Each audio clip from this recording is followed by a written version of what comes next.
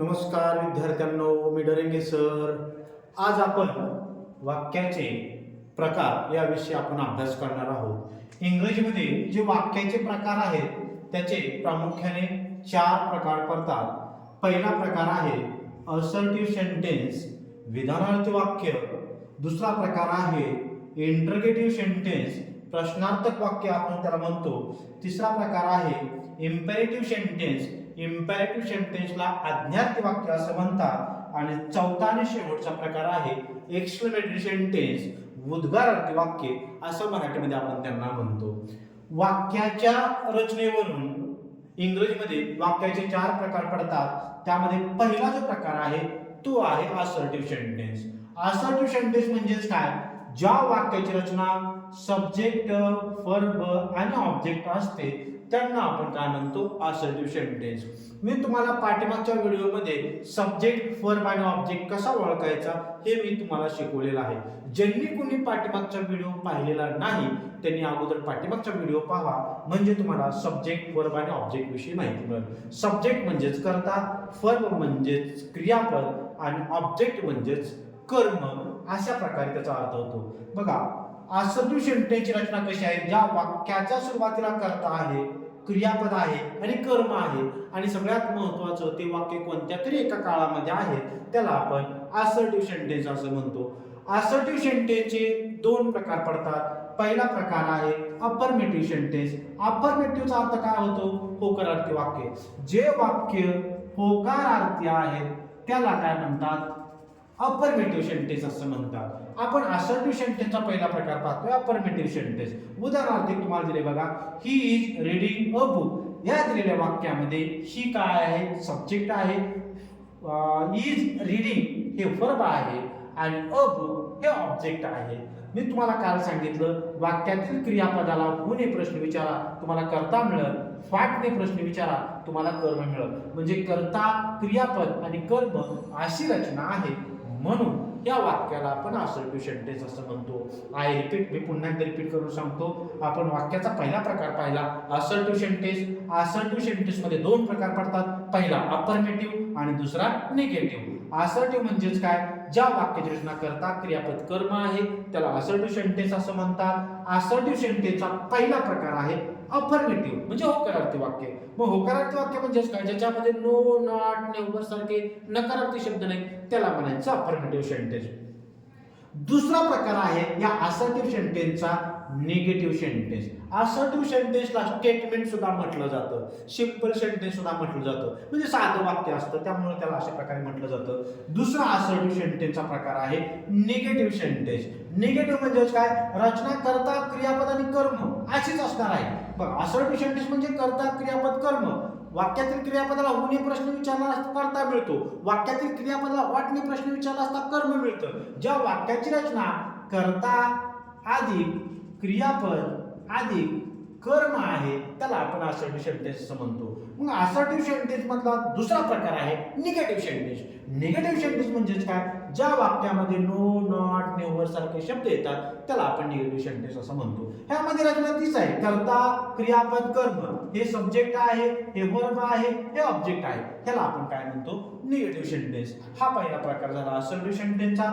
दुसरा प्रकार आहे इंटरोगेटिव्ह सेंटेन्स. इंटरोगेटिव्ह सेंटेन्स म्हणजेच काय? प्रश्नार्थक वाक्य. आपण त्याला मराठीमध्ये प्रश्नार्थक वाक्य असं म्हणतो. मग सर्वात सोपं आहे. प्रश्नार्थक वाक्य म्हणजेच काय?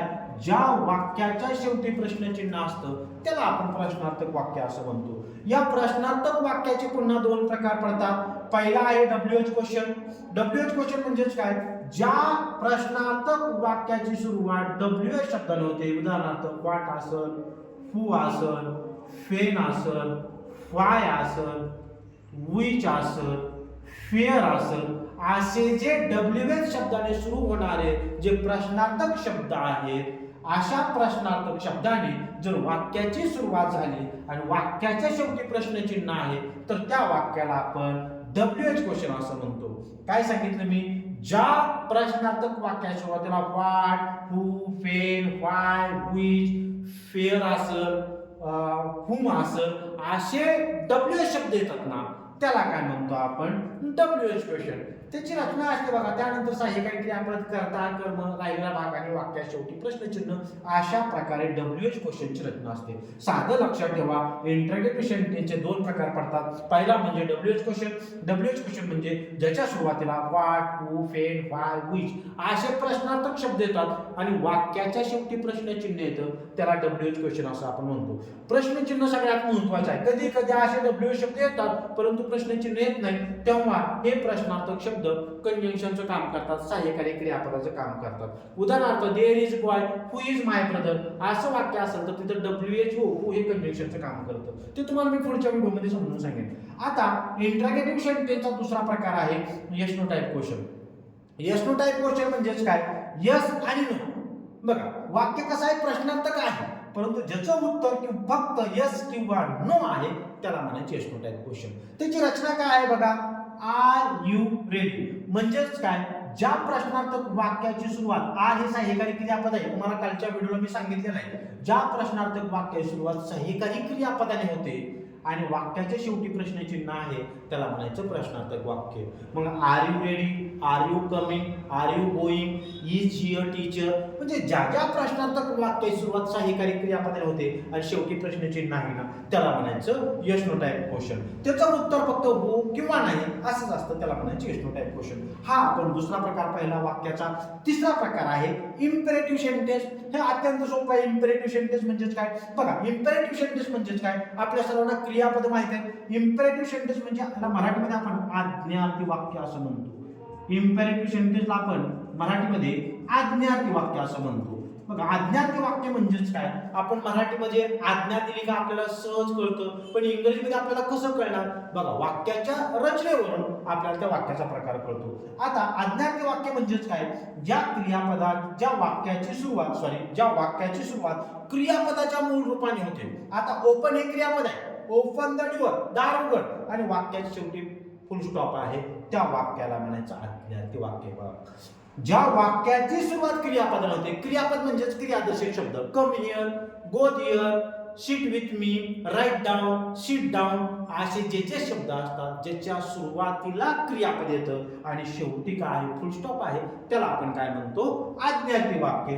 आता आज्ञार्थीमध्ये नकारार्थी वाक्य असतं. उदाहरणार्थ don't move, don't come, don't go, म्हणजे डोंटने जे सुरू होणारे वाक्य असतात ना ते आज्ञार्थी नकारार्थी वाक्य असतात. वाक्याचा शेवटचा प्रकार आहे एक्सक्लेमेटरी सेंटेन्स.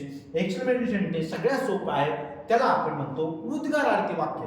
ह्या वाक्याच्या प्रकाराला आपण मराठीमध्ये उद्गारार्थी वाक्य, मराठीमध्ये उद्गारार्थी वाक्य असं म्हणतो. उद्गारार्थी वाक्य म्हणजेच काय, ज्याच्या शेवटी बघा व्यक्तीच्या मनातील भावभावना व्यक्त करण्यासाठी या उद्गारार्थी वाक्याचा वापर केला जातो. ज्याच्या शेवटी उद्गारवाचक चिन्ह आहे ना, सिंपल, ज्याच्या शेवटी उद्गारवाचक चिन्ह आहे ना त्याला म्हणायचं उद्गारार्थी वाक्य. उदाहरणार्थ how funny, what a catch, how lucky I am अशा प्रकारची रचना ह्या उद्गारार्थी वाक्यामध्ये येते. अशा प्रकारे आज आपण वाक्याचे 4 प्रकार एकदम सोप्या भाषेमध्ये तुम्हाला समजून सांगितले. हे इयत्ता 5वी 6वी पासून 10वी पर्यंत सर्व विद्यार्थ्यांना अत्यंत उपयोगी असे वाक्याचे प्रकार आहेत. सगळ्यांना समजलं का? सर्वांना व्हिडिओ आवडत असेल तर लाईक करा, शेअर करा आणि सबस्क्राईब करायला विसरू नका.